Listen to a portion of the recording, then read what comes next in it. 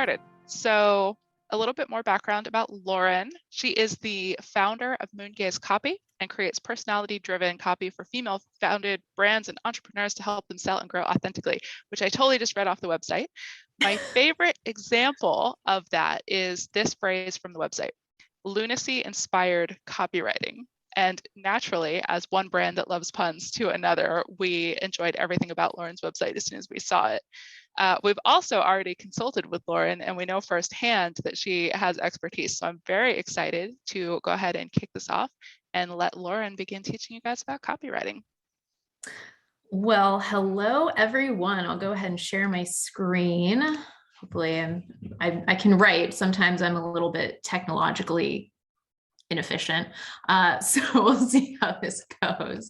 But I just want to give a quick shout out to Brand Swan for just, having me up here. Jen's been great. We've got to talk, it's like a couple of months ago now that we got to chat. But yeah, it's been wonderful getting to chat with you guys and work with you a little bit.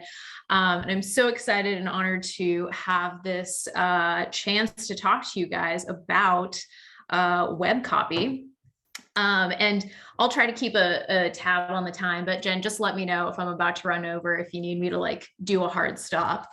But anyway, so welcome to Why Your Website is Only as Good as Your Copy. First, I'll go ahead and talk a little bit about myself because that's fun. I'm Lauren. Copywriting is my thing. I started Moongaze Copy in 2019. And before that, I spent about 10 years developing small businesses, startups, nonprofits in a variety of different areas. But now I do mainly copywriting. So in my work, I work with national brands, creative agencies, and I also work one-on-one with clients, which I love doing. It's so much fun to meet so many different business owners, obviously a lot of female business owners. I work with anybody pretty much though. And I also specialize in personality-driven copy for female-founded brands and entrepreneurs, like Jen was just talking about. A lot of my web copy revolves around websites, sales pages, and launch copy assets. Those are your sales pages.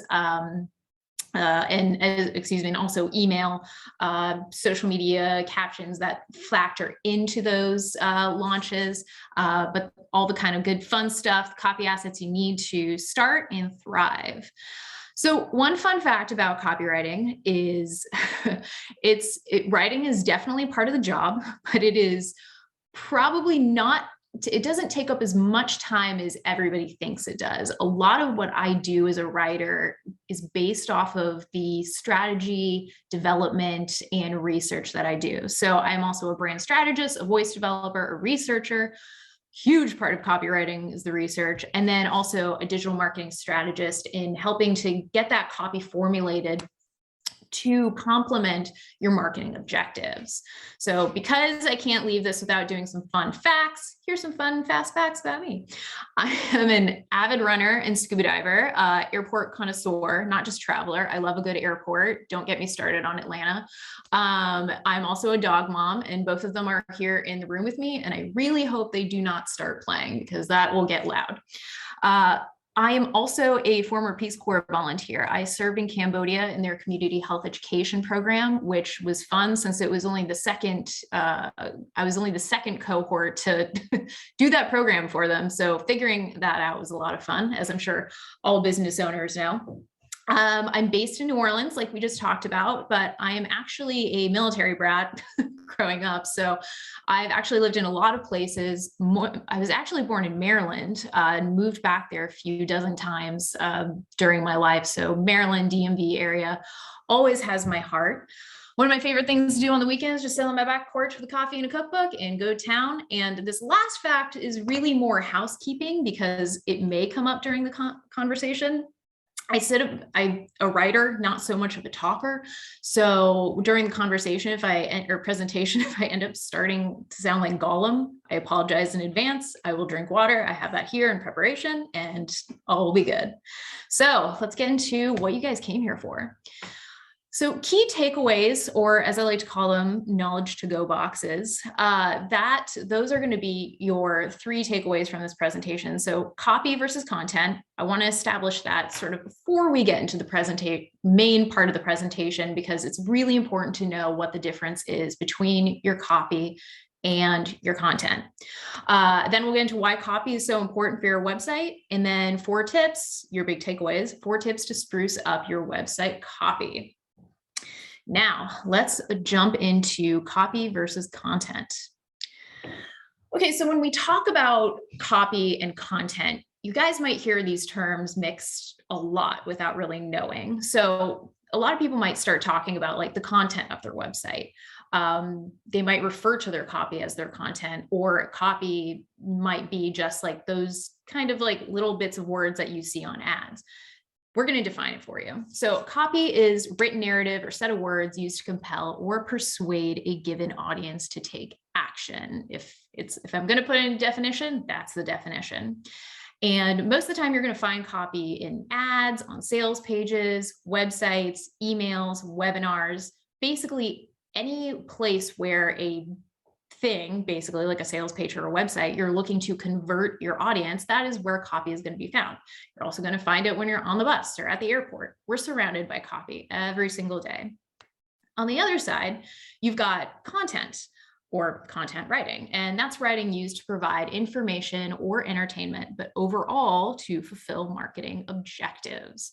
And so when we talk about content writing, I'm talking about blogs, social media captions, ones that aren't paid, ones that you just throw up organically on your Facebook or Instagram handles. We're talking newsletters, white papers, and ebooks. So big takeaway that I want you guys to get between copy and content is this: copywriting sells, content writing entertains, but both work together to really grow your business. So, just like design and copy come together to really grow and like improve the overall experience for your reader and for your prospect, copywriting and content writing work together to do the same thing. They kind of back each other up in a way.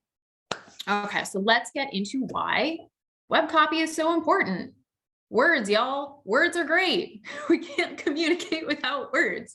But copy is so significant in that these are words that are researched and looked at to really establish a relationship with your customer. So why is web copy so important? We're going to go into 4 reasons. Sorry, everything is in 4 because for some reason that's my lucky number, and subconsciously that always comes up as the number of things I'm going to put. So first off, copy, especially web copy, reflects your brand. Web copy is a sort of digital manifestation of your brand. It is your voice online. Your brand has a voice, and copy helps you communicate that through what you have on your website, through your web copy. And your brand voice is also your key differentiator in a crowded market. So let's say if you are, and I might use this example during this presentation because it resonates with me, is accountants. If you're a freelance accountant, what is one easy way you can differentiate yourself from other freelance accountants that people might use? Through your voice, through how you communicate, how you talk to the people that come onto your website. Brand voice is a key differentiator in a crowded market and makes the difference in boosting brand authority, ease of access, and of course, customer confidence. I have a little example for you guys. This is a photographer, and I think she's based in the Midwest, but this is what I want you to get from this is how she uses her voice. So she's got a quote on top, if you can see it. If you can't, I apologize. It says, "Hell yeah, this girl gets it." And that's a quote probably from one of her customers. And then her copy goes into, "You're right, I do. I shoot like a photojournalist, focusing on unposed moments, and you don't have to worry about a damn thing." So it's very simple, but it's also very differentiating how she uses her brand voice. And it's not saying that you have to use a brand voice like this, but she comes up a little bit more authentic. She comes up more conversational, and that's a great way to connect with your customer, especially in a crowded field like photography, wedding photography. If you want to separate yourself from somebody else in the field or in the given city, this is a great way to do it with your brand voice. Web copy builds relationships. Following along to your brand voice, the information that you're able to give your prospect when they come onto your website is very important. It's the conversation that you start is not just sort of a glimpse of your prospect or your visitor, your reader coming onto the page. It is the start of a longer conversation. So build your word bridge with your relationships. Thanks to social media, the era of engagement is here, and it is probably not leaving anytime soon. So that could be a good thing or a bad thing, who knows? Anyway, so, oops, sorry, let me get this chat. And anyway, copy also is not just ad speak anymore. Copy is more than just, hey, let's put some words, selling words on an ad. It's starting a conversation with the people that come onto your website. Good web copy is a conversation. You first off want to supplant why your person is there, why your reader comes onto your website, but then you got to give them a reason to stay. And design can help you do that. Copy makes that direct connection though with you. Again, the English language is fabulous. Web copy meets your customers where they are in this relationship building. This leverages pain points with awareness and solution. And awareness we'll actually get into in the next part of this presentation. But overall, building relationships creates trust. And I did not mean for this to rhyme, but trust is a must. You've got to have trust in your relationships, because in terms of a market, and depending on where your customer is coming from, you want to kind of build that incentive to keep following you, to engage with your content. And copy can be the first point of contact that can do that for you. And I think, is it on the next page or, oops, sorry. Nope, I'm going to exit out of here really quickly and just go to Shanna Skidmore's page. So Shanna Skidmore, this is another example of building a relationship and sort of starting communication. She is an outsourced CFO service and financial education. And what I want you to look at here is how she kind of starts that relationship. Hi, I'm Shanna and I make money, make sense. I help creators dig through their data, optimize the right metrics, get a firm grasp on their business and their finances. Awesome. Then she goes down here and she starts to have more of a conversation. You don't have to waltz down Wall Street to be a whiz at your business numbers. And she really does a great job of talking about the problems her prospect is facing and really starting that conversation and building that relationship with what this prospect might be coming to her website for. And if I run through all of this too fast, and if I'm talking too fast, please let me know. I'm going to check really quickly. Okay, good. I'm glad I'm doing that. One thing with examples, and this is always my pet peeve, is whenever I see a presentation about copy in any conversation, they always use Nike, MailChimp, and these big players. And I think it's so much better to find people who are probably in our area, our ecosystem, that are doing a great job, because there really are a lot of people doing a great job, and you guys can too. Back to the slideshow. All right. So web copy also communicates your offer. And you'd think this is probably very straightforward. And it's like, well, duh, of course it communicates my offer, but it's not just the offer you're talking about. You're talking about everything that surrounds that offer. So what you got? What is your offer? What are you selling me? What are you giving me? What do you have that your customers want, and why do they want it? Your offer is what you're selling and all the reasons why. And again, your copy in talking about your offer differentiates, again, that offer from others.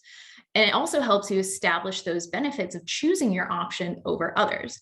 And I found a great example. I'm going to exit out again from Ozelle Martin, who is a lawyer for creatives. And this is her services page on her website. And she does LLC business formation, trademark registration. But what I love is that down here, she offers her services and how you can basically work with her. But she lists out what that looks like. So trademark protection is probably the best example out of all of this. Investment starting at $1,800, get your trademark application filed with the I don't even know what USPTO. I am very much an unaware or problem unaware customer in that sense. But she goes down here and she talks a little bit more about why you would want this. You know, your trademark could be your most valuable asset in business. It is how your consumers identify with you in your marketplace. This is how you stand out, shine like the star you are. And that's a really great use of copy there to put, again, in your customer's wheelhouse, to get into their shoes. Now, if you click on, obviously, on the service, you can go over here and see what goes into this package, into this investment starting at $1,800. And what's wonderful is she puts in what's included and then also what it doesn't include, which I love, which I think is very clear and straightforward. If you're working in the legal field, I can just only assume how much you would need to know what is in a legal package and what isn't. Obviously, lawyers are going to be very clear, and I love them for that. Okay, back to slideshow. And then finally, and obviously, copy sells.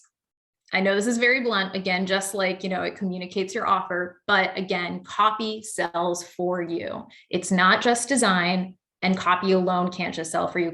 Design will help you to create the atmosphere. It, again, is a leveraging relationship between copy and design to really help you sell what you're selling. So both are pivotal to either, you know, conducting your business, making your sale, communicating what your services are, or at least just getting your prospects to hang on for that next thing that you do. Good web copy, again, is meticulously researched, developed, and strategically positioned to make that conversion. And copy is an online advocate for you. And I can't say that enough. It's an online advocate for you, but it's also an advocate for your customer through the way that you position your copy. And copy makes the sale, but it also provides the follow through. So you can make the sale, but you can also provide that copy experience that follows back up with your clients and your customers and keeps them in your group, in your loyal group of customers that can keep coming back. So copy does some pretty amazing things. And just to recap it again, why web copy matters: it reflects your brand, it positions you in your unique voice, builds relationships, it starts that conversation with your prospect, it communicates your offer, it gives the full, well-rounded package of what you can offer this reader after you've kind of built that relationship. And most importantly, as we all know, sells your product or service. Okay, so now I've talked to you about why web copy matters, and hopefully you guys agree with me. And if you don't, I would love to know who you are so we can have a further debate about this. Here are 4 tips to spruce up your web copy. Because at the end of the day, and if you leave this presentation feeling like, oh God, I have to go back and I have to just completely take a giant rake and go through my copy, or you're feeling disheartened about what you have, or even if you're feeling great and you're like, maybe I'll do a tune-up. Here are just 4 easy ways that you guys can just spruce up your copy, get it aligned, and really work towards getting to work for you, unless it is already, which is awesome. Kudos to you. But starting with number 1, you are not even going to look at your copy yet. What I want you to do in terms of sprucing up your web copy is go back to your customer. Who are they? Align yourself with your customer. If you have a customer avatar or archetype that you've put together, go back and review. Because aligning with your customer is going to help set your copy up for success. And to do that, I've got 3 questions to ask yourself, and I'll run through those and then I'll go back to the beginning of the questions. First, how aware is your ideal audience? And then secondly, what primary action do you want them to take on your website? And then finally, how much information do they need to take that action? So I'm going to take a quick sip of water here for a second. And that's because I'm about to talk about the most fabulous thing in marketing, and that is the 5 stages of awareness. Now, this is all going to come out a little nerdish because I think this is really cool, and you can definitely go down a rabbit hole of knowledge in terms of understanding stages of awareness, in terms of thinking about your customers and their mindset. A lot of copywriting really has to do with persuasion, with the science of influence. And I don't know if you guys have ever read Influence by Robert Cialdini. I certainly recommend that book. It is such a wonderful, easy, fun read that is incredibly informative at the same time. And he also put out another book called Persuasion, which is great too. So what are the 5 stages of awareness? And this goes back to how aware is your ideal audience? Getting ahead of the question here, sorry. So in determining what that looks like, think about these 5 stages of awareness. And unless you're already familiar with the stages of awareness, they're split into 5 different categories. And they are I think the original concept or piece from Eugene Schwartz, who wrote like just the textbook on marketing called Breakthrough Advertising.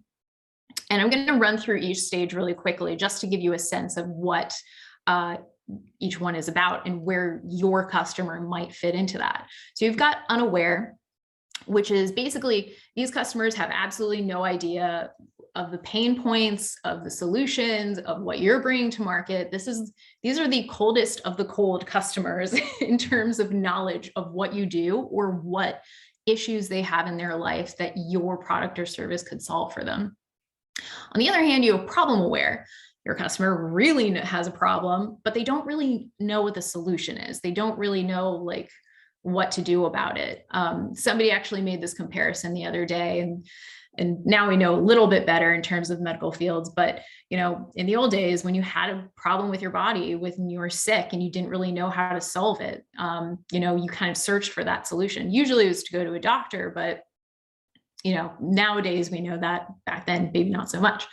Solution aware is when you know what your problem is and you have an idea of what solution you need to solve that problem, but you're not exactly sure which way to solve that.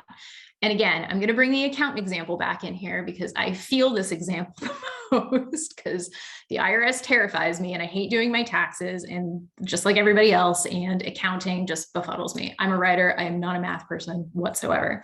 So say I really need to get somebody to handle get something to handle my taxes. I need to submit them to the IRS, but like I have a lot going on. I really don't have time to run through all of my expenses and get all these reports together. So I'm looking at a variety of options. So, I'm looking at freelance accountants. I'm looking at accounting firms.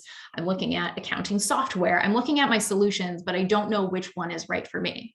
So in that same sense, when you're looking at product aware customers, it's when I have actually chosen what kind of solution I want. So let's say I want to work with a person that can just take all this stuff and do it. Like I don't have to deal with it. And it's a one-on-one person, not as expensive as a big firm. That is when you are using a product aware solution. I'm decided that a freelance accountant would work best for me in my situation. You're very aware customers. Those people have already bought.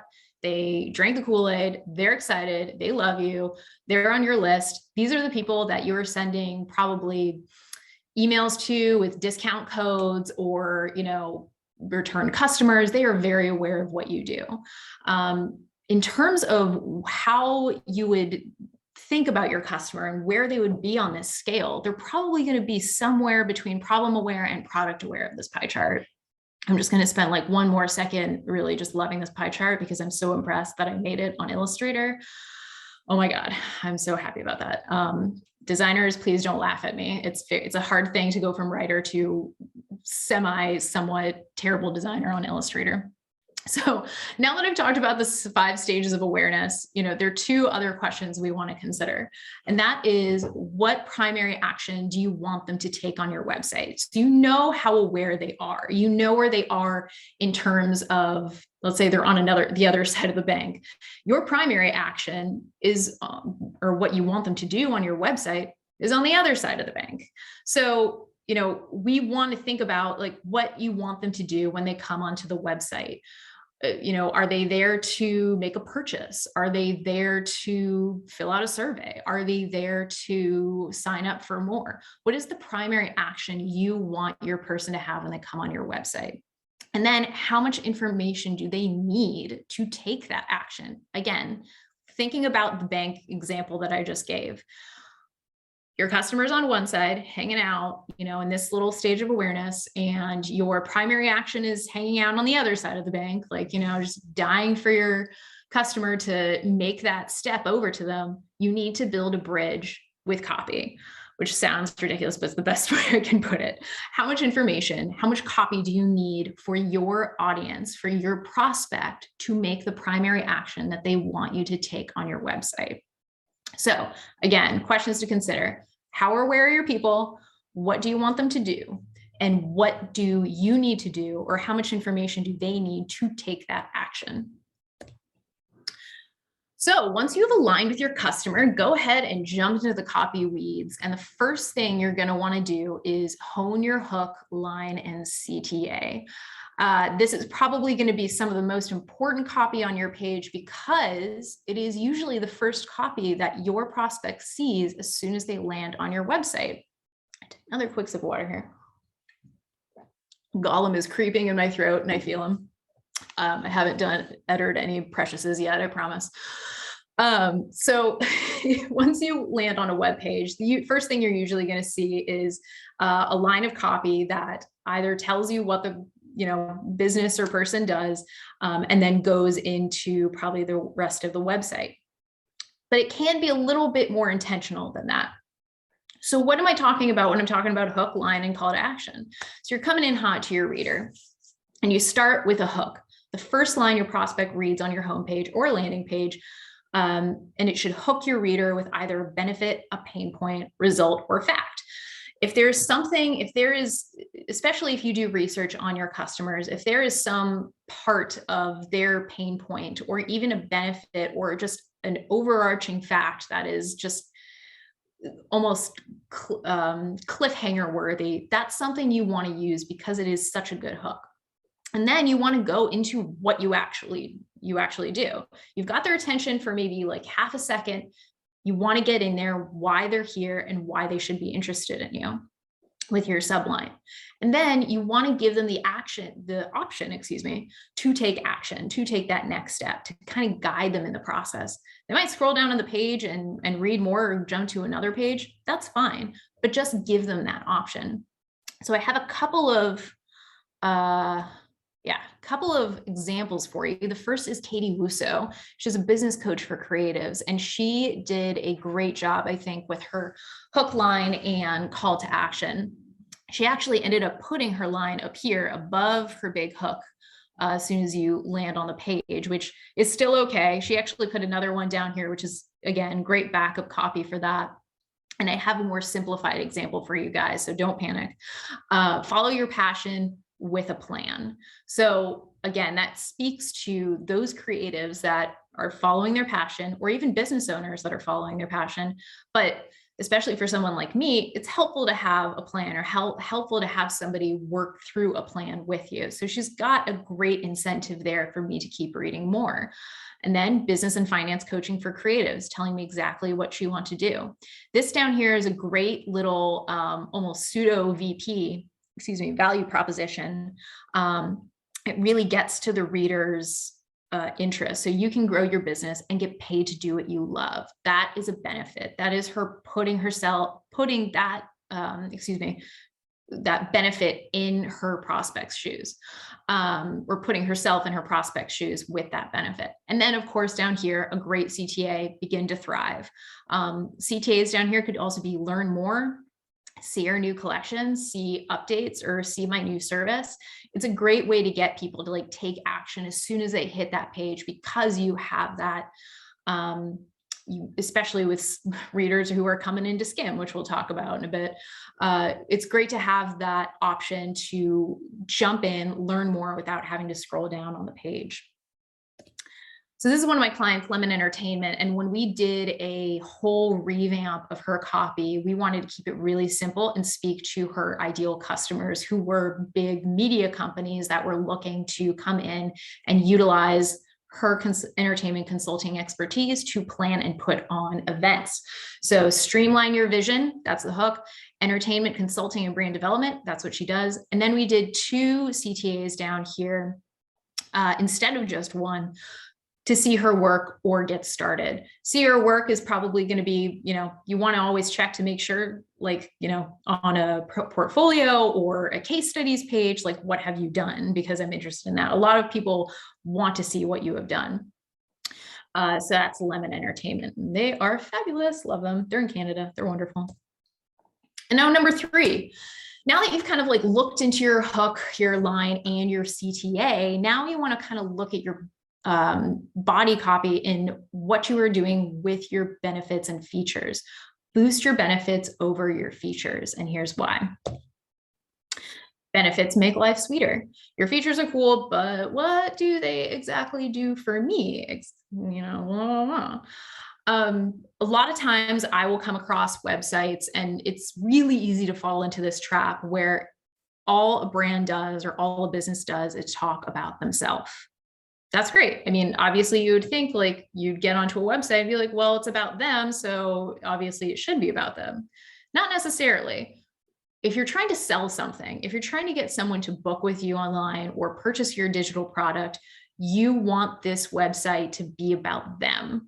I don't know if you guys have heard, I totally mess up this title, but it's sort of like the hero concept, in that you are part of your customer's journey. You are not the hero in the story. You are Gandalf, and I don't mean to keep making all these Lord of the Rings examples. It's just what comes up, helping your customer along in their journey. And benefits help you do that over features. So benefits allow your reader to imagine your solution in their life. Think back again to leveraging with those pain points, aligning with your customer. And there's a really easy way, if you guys already have features on your website that you're like, oh, well, I need to take those and I put them into features. Super easy to take your features and put them into benefits. So take each feature of your service and then think about how that can show up in your customer's everyday life, whether that's in their business, their own business, or with what they're doing in general. So take each feature of your service and glean the end result that improves your customers day to day. And I've got a quick example from a program called She's Fully Booked Bootcamp, which does a really good job of utilizing benefits and also leveraging it with a sort of tool we use in copywriting called future pacing. If you want to, let me move this up. If you want 2022 to be the year that you finally define your project calendar and get booked out with clients an entire year in advance, make your clients feel extra special, glowing reviews, or wrap up your projects with glowing reviews, have an exclusive client waitlist, have a steady and consistent stream of clients and income. That is a great way of not really focusing on what their program does, but what it can do for their prospects coming in looking to sign up for it. So switch your features to some hot bennies and you will be good to go. And last tip to spruce up your web copy, make it readable and skimmable. So Marie Kondo your copy, but do it with purpose. It is a fact of life. We all know that there are many skimmers out there. We all have short attention spans now. Thank you again, social media, just for reducing our attention down to a mere crumb. But there are actually a lot of people out there that do read. So don't sacrifice your website. Don't make your copy completely minimal and sacrifice your intentional prospects at the same time. Because at the same time, if you have somebody who's really interested in booking you, if you have somebody who's like, I really want to book with this person, but I need more information, they're going to read your copy. So prepare for the skimmers without sacrificing your intentional prospects. Give an easy way to do this is, and I'll show you a great example in a second. Think about your website, think about each page, and then think about the sections on each page. Give a preview of each of those sections with a section headline. That way, if somebody is skimming through really quickly, they can pick up and they can glean what that section is about. So let's say they're on there and they just want to see like what services you offer. Have them scroll down your or when they scroll down your website and they see a section entitled services or what I can do for you, that's the section they're looking for. But at least it stands out enough so they can see it, use it, read it, and then use it for whatever purpose they have. Following up to section headlines, keep your body copy to the point while speaking to your customer. Bold or highlight the most important info. You don't have to have just like one line of body copy. That's certainly not what I'm saying. But at the same time, you don't want to have a huge blobby monster of copy down there without really telling people what it's about. Give them the option to stop and read what you're saying to them. So a lot of this part goes into the UX of your prospect's experience, but it is still so important to have that organization to really define what your copy is about and what you want to say to your customer and how you want to build that relationship with your prospect. Break up wordy monster chunks. There's so many wordy monster chunks out there. I literally, it's like I have to put shrimp boots on, and I'm trying not to make it Louisiana illusion. That's just what I think of.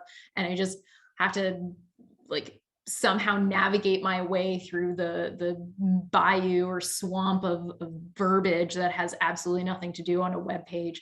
So instead of having a wordy monster chunk or a wordy swamp, just break it up with section headers. And if that bit of copy actually really has nothing to do, if it's not adding to the information you're giving to a customer, if it hasn't really not much to do with selling, go ahead and delete it. You don't need it on there.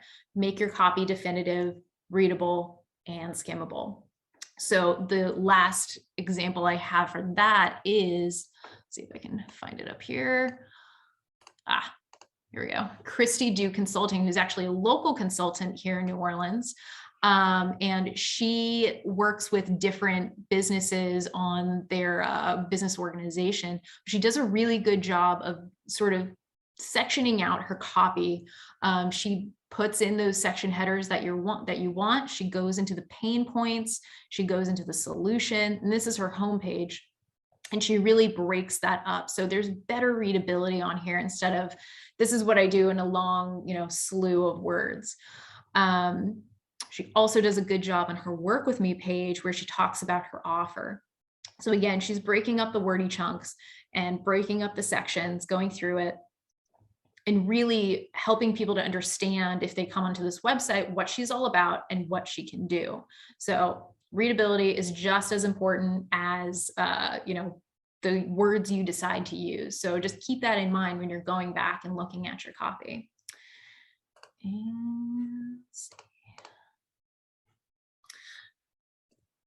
And so let's just recap those 4 tips really quickly.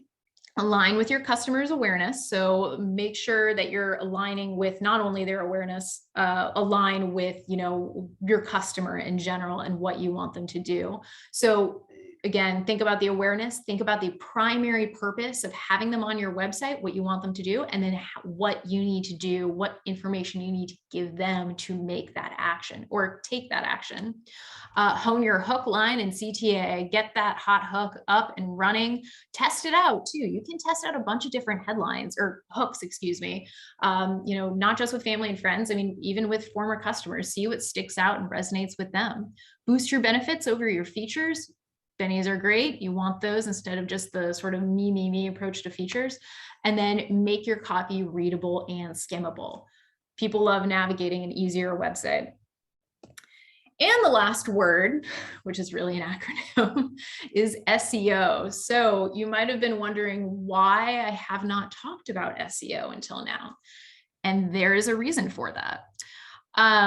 So I am a personality-driven copywriter, based copywriter, but there are many copywriters out there that are SEO copywriters. And what that means is, apart from a bunch of different things, is they do a very, very intense research into SEO and utilize that as part of their offering. I do also offer SEO services, but that's included in every package I have, where it's I use organic SEO tactics with the copy that I write for my clients, to set them up in an organic way to help them rank.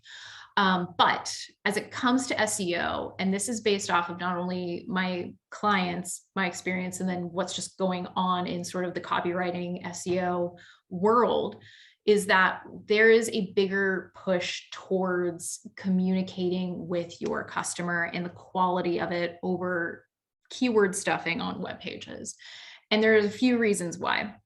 again, I started this presentation with talking about how you can use your copy to engage with your prospect. And that is what you really, really want to focus on, because SEO is great. You definitely should be utilizing SEO and investing in, that keyword research, or just making sure your website, is up to par. And BrandSwan, I know, does a great job with their SEO. So definitely utilize their knowledge or their services on that. But also, make sure that once you have your people on your website, that you get them to stay there, and copy can help them stay there. So there's a couple other reasons. Since 2019, Google has done a very, very big push towards quality over quantity. Websites are flooding the market with all kinds of keywords, the same keywords. And unfortunately, there are a lot of websites out there, and we all know this, that have a lot of clickbait content that are pretty much just there to get people in, to get the advertising dollars or what have you. So Google has come up with a solution to kind of reward those websites that have, are a little bit more purposeful in what they're doing with better ranking. So Google has started using a EAT approach, which is one of my favorite activities, so I'm never going to forget this acronym, to review and confirm quality content. So they don't just have bots going in there anymore and scrolling your page and indexing. They have humans actually coming in and reviewing your website content. And so this is also where content writing is going to come back into play. Obviously, one of the best things you can do to help yourself in terms of SEO is contribute content, write blogs, or have videos, connect people to resources, backlinking. Have that quality content, written content on there that can back up what you do. Keywords are still important, just like I said, but don't overstuff your website copy with them without providing quality content to back it up. And other than that SEO tip, this is my last SEO tip. Besides creating quality content to, again, help yourself rank where you want to, make sure you're also just including keywords into your site title and your SEO title and descriptions for each page. And then also utilize the alternative image text. Bots can't see, they can only read, which is where copy again comes into play. But they also want to see that you have some text in there for the pictures. So it's not, so they know pretty much what's on there. You can also stick a keyword in there too, which has become common practice for copywriters nowadays, to kind of just inject a keyword in there, kind of as like a, continuation of, the indexing that they're looking for. So again, SEO is very important. Definitely, utilize it to your advantage, but just know that as we get more proficient in trying to rank our websites, Google is getting smarter and a little bit pickier as it comes to what they want to see in terms of that ranking. So that is my last word on SEO. And that's it for me. Thank you guys so much for being here. Feel free to reach out anytime via email. I'm at lauren@themoongaze.com. You can also visit my website, themoongaze.com, or you can follow me on Instagram at moongazecopy. So just want to thank you all for listening in. Hopefully I didn't speak too fast or didn't give you a word headache. And another huge thank you to BrandSwan for having me here today. And Jen, I'll let you take it from here. Thank you. No, that was perfect. And I normally have to prompt people. So thank you for having the slide. For everyone on Facebook, I'll go ahead and drop the links in the comment section as well. Okay, well, we do have to wrap up. Thank you so much, Lauren. That was fantastic. For those who registered, we're going to be emailing out the recording afterwards. So if you want the recording, send me a message and I'll make sure you get it. I will also, like I said, I'll be sharing Lauren's information in the chat. We are going to dig up that SEO, or not SEO, that blog post on how much copy is too much copy, because everyone's going to want to see that. And we'll share that as well. And then for everyone on Facebook, next month in February, we have a great presentation on understanding trauma to foster healing and empowerment with trauma-informed yoga instructor Emily Doherty, who has been on, but not for quite a while. And that's going to be an awesome topic. We're also going to have an open discussion about business trends for 2022. More information on that soon. So yeah, stay tuned in the group and we'll see you guys next month. And thanks everyone for attending.